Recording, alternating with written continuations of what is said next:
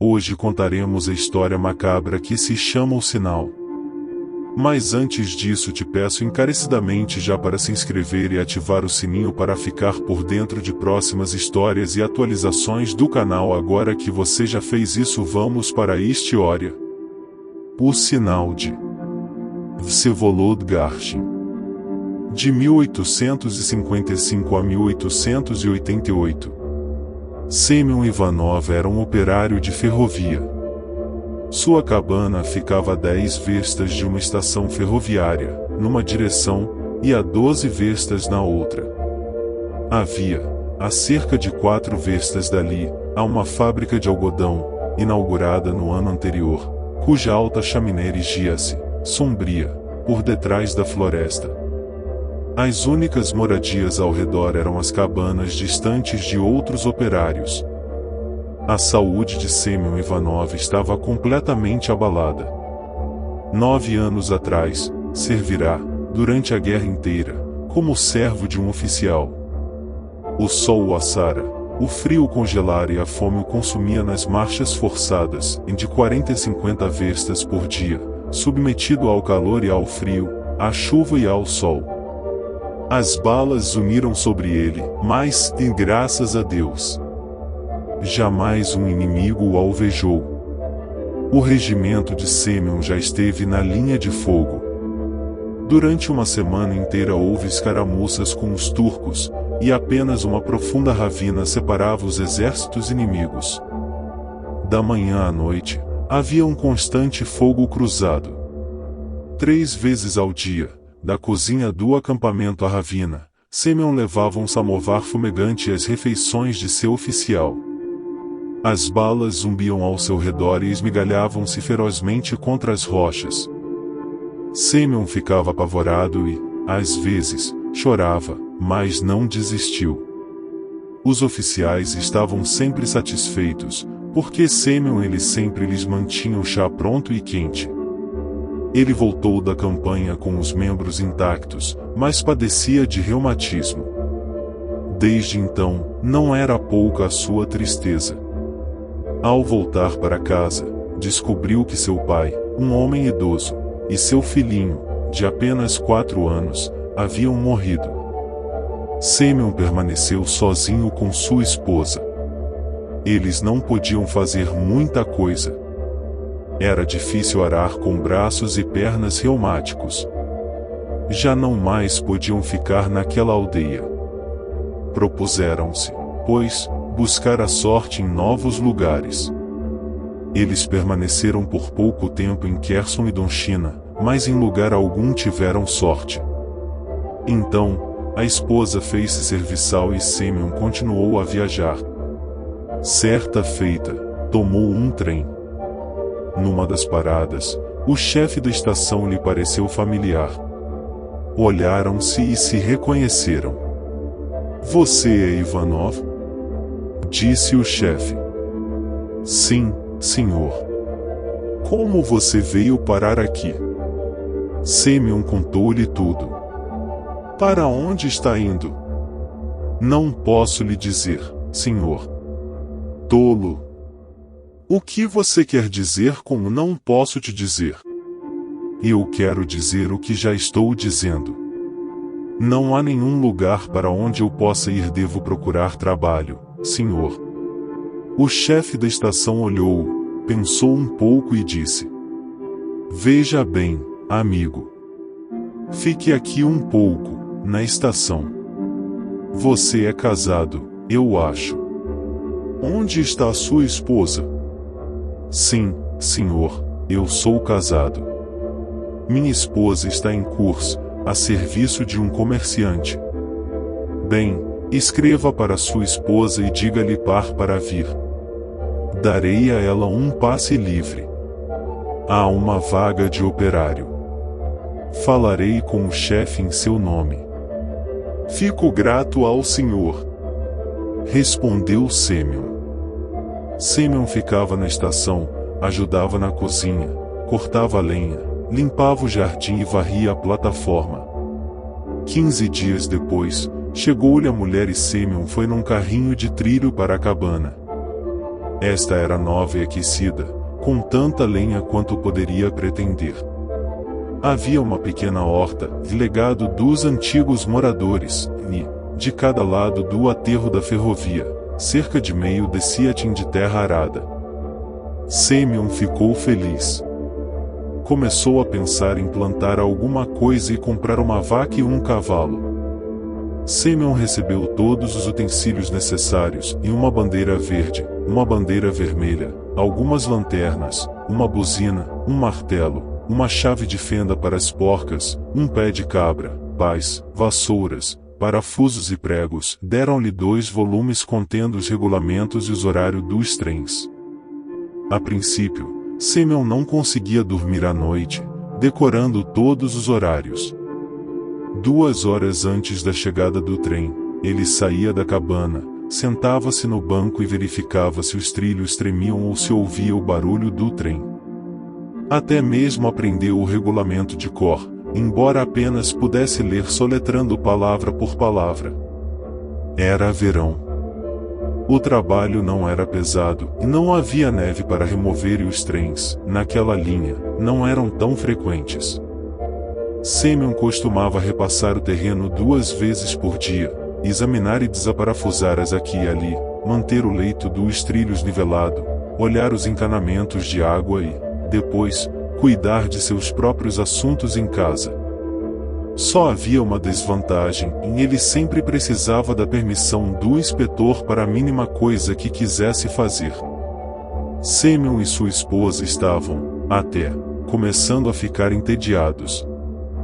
2 meses decorreram e Sêmeon se pôs a conhecer os vizinhos, os operários de ambos os lados. Um deles era um homem muito velho, a quem as autoridades sempre pretendiam socorrer. Quase não saía da cabana. Sua esposa costumava fazer todo o seu serviço.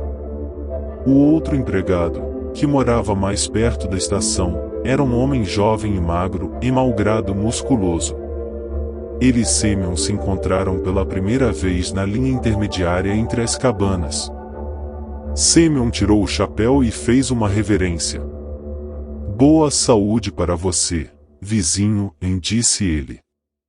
O vizinho olhou-o de soslaio. "Como vai?" respondeu, depois, virou-se e partiu. Mais tarde, as esposas se conheceram. A esposa de Sêmeon passava o dia com a vizinha, mas ela, também, era de poucas palavras. Em certa ocasião, Sêmeon disse à vizinha: "Minha jovem, o seu marido não fala muito." A princípio, a mulher nada disse. Depois respondeu: "Mas o que tem ele para falar? Cada um tem seu próprio negócio. Siga seu caminho, e que Deus esteja com você." No entanto, depois de mais ou menos um mês, eles deveras se conheceram. Sêmeon ia com vasilha ao longo dos trilhos, punha o cachimbo na boca, fumava e falava sobre as coisas da vida. Vasile, na maior parte do tempo, mantinha-se em silêncio, enquanto Sêmeon discorria sobre sua aldeia e sobre a guerra pela qual havia passado. "Não tive pouca tristeza na vida", dizia ele. "E Deus sabe que não vivi muito. Deus não me deu felicidade. Ofereça-me ele o que lhe aprouver, que assim seja." "Isso mesmo, amigo Vasile Stepanich." Vasile Stepanich entronou as cinzas de seu cachimbo no trilho, levantou-se e disse: "Não é a sorte que nos segue na vida, mas os seres humanos. Não há fera mais cruel, nesta terra, do que o homem. O lobo não come o lobo, mas o homem devora, prontamente, outro homem. Vamos, amigo, não diga isso, o lobo come lobo." As palavras vieram à minha mente e eu disse o que disse. Mesmo assim, nada há de mais cruel do que o homem. Se não fosse por sua maldade e ganância, viver seria possível. Todo mundo tenta roer-lhe até o sabugo, morder-lhe e devorá-lo. Sêmion ponderou um pouco. Eu não sei, irmão, disse ele. Talvez seja assim, talvez seja a vontade de Deus. E talvez, disse Vasily, e seja perda de tempo falar como você fala. Pôr às costas de Deus tudo o que é desagradável, sentar-se e sofrer significa, irmão, não ser um homem, mas um animal. É isso que tenho a dizer. E, sem se despedir, virou-se e foi embora. Sêmion também se levantou. Vizinho, disse, por que perde a paciência? Mas o vizinho não olhou para trás e continuou o seu caminho. Sêmion olhou até que Vasily desapareceu numa curva. Então, foi para casa e disse à esposa: Arina, nosso vizinho é um ente perverso, não um homem. No entanto, os homens não brigaram. Encontrarão-se novamente e discutiram os mesmos tópicos. Tudo bem, se não fosse pelos homens, não estaríamos enfurnados nessas cabanas, disse Vasily, em uma ocasião. E se estivermos enfurnados em cabanas, o que há de mais? Não é assim tão ruim. Você bem pode viver nelas. Sim, viver nelas. Bah! Ora, você viveu muito, mas aprendeu pouco, olhou muito, mas pouco viu. Que tipo de vida existe para um homem pobre, enfurnado numa cabana aqui ou ali? Os canibais o estão devorando. Eles estão sugando todo o seu sangue vital e, quando você envelhecer, eles o jogarão fora, da mesma forma que fazem com as cascas para alimentar os porcos. Que salário você recebe? Não muito, Vasily Stepanich, em 12 rublos. E eu, 13 rublos e meio. Por quê? Pelos regulamentos, a empresa deveria nos dar 15 rublos por mês, com combustível e iluminação. Quem decide que você deve ter 12 rublos, ou eu 13,5? Pergunte a si mesmo. E você me diz que um homem pode viver com isto? Você entende que não se trata de 1,5 rublo ou 3 rublos, mesmo que eles paguem 15 rublos a cada um de nós. Eu estive na estação, no mês passado. O diretor passou por lá. Eu o vi. Tive essa honra. Ele tinha um vagão privativo. Saiu e ficou na plataforma. Não ficarei aqui por muito tempo. Irei a algum lugar, a qualquer lugar. Devo seguir o meu faro. Mas aonde você vai, Stepanich? Pense bem.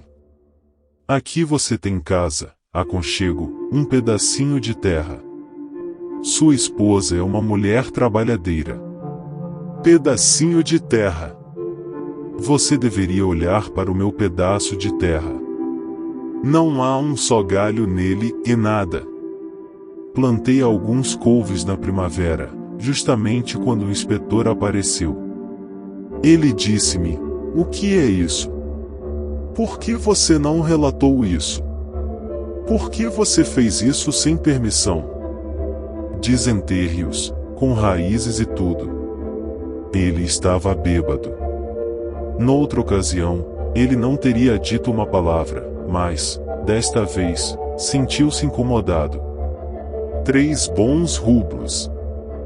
Vasily ficou em silêncio por um tempo, puxando seu cachimbo.